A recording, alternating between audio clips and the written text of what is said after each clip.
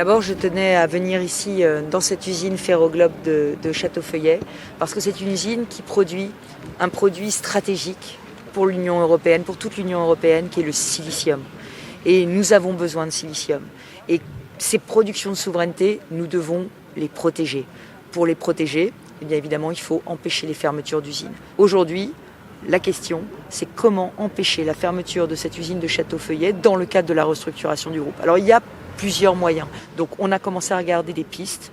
Alors moi je n'irai pas sur des fausses promesses de nationalisation. Vous savez, l'État est malheureusement un très mauvais patron industriel et à chaque fois qu'il y a eu des nationalisations, ça n'était que le prélude petit à petit à du démantèlement. Donc moi ce que je veux, c'est trouver un repreneur qui reprendra cette usine, qui verra tout son potentiel et qui la rendra rentable, parce que c'est rentable. Aujourd'hui les marchés du silicium et des matières premières explosent, les prix explosent. Donc il y a une demande, il y a un marché derrière. Je tiens toujours mes promesses et les électeurs de l'Île-de-France peuvent le dire, qui m'ont réélu il y a 6 mois justement parce que j'avais tenu mes engagements. Et par ailleurs, je crois qu'aujourd'hui la droite est de retour et que la droite de conviction et la droite de solution est de retour. Je suis sa candidate et derrière moi il y a une équipe de France absolument magnifique. Et je crains que d'autres ne fassent pas le poids. Je ne comprends pas pourquoi ce site qui est rentable, qui est prêt à redémarrer, qui est sur des productions stratégiques pour l'Europe et pour la France, n'est pas soutenu. Voilà.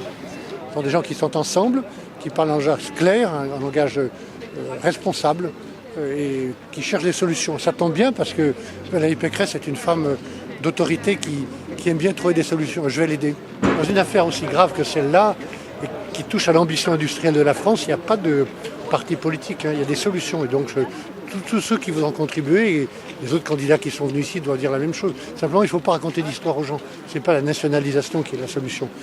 Toutes les entreprises qui ont été nationalisées dans le passé, parfois dans des mouvements très idéologiques, on a vu ce que ça a donné après. Moi, je ne pardonnerai pas ici la fermeture de Péchinet, par exemple. Donc, je pense qu'on peut trouver des solutions en obtenant la cession de ce site à une entreprise qui est prête à la reprendre et un accompagnement de l'État. On est quand même dépité par rapport à ce qui nous arrive. Aujourd'hui, on pourrait redémarrer.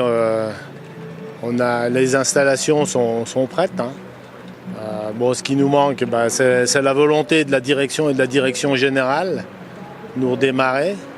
Aujourd'hui, économiquement, on pourrait même être rentable. Mais c'est un choix non pas économique, mais on va dire politique au sens de l'entreprise, de se séparer de nous. Et de toute façon, on voit bien qu'il y aura difficilement un retour en arrière. De toute façon, voilà, c'est bien d'avoir du soutien de la part de ces gens-là. C'est pas eux qui ont les manettes. C'est-à-dire qu'aujourd'hui, qui pourra avoir la décision, c'est notre direction générale en Espagne. Voir le gouvernement s'ils prenaient vraiment les choses en main. À leur niveau, ils disent qu'ils ont fait le boulot en sauvant les claveaux. Moi je dirais qu'ils ont fait la moitié du boulot. Un peu dépité. Ouais. Ça peut le dire quoi. Pourquoi ? Les nuits sont longues et puis heureusement qu'il y a les copains la journée, c'est un peu compliqué quoi.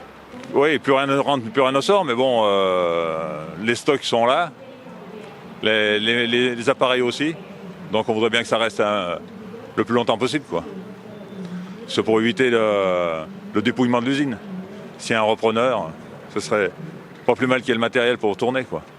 Parce que là, il y a juste la clé à mettre pour redémarrer. Et puis les matières premières, quoi. C'est tout. Le site de Château-Feuillet est en difficulté, comme on le sait, et Valérie Pécresse a voulu apporter toute sa considération, son écoute aussi, et échafauder avec l'intersyndicale des solutions qui pourraient permettre à Château-Feuillet de redémarrer, soit une modification de la loi Florange, ou mettre la pression sur le gouvernement pour que celui-ci qui attribue des aides à Ferroglobe, la maison mère de Château-Feuillet, soit obligé de céder le site de Château-Feuillet puisqu'ils n'en veulent plus.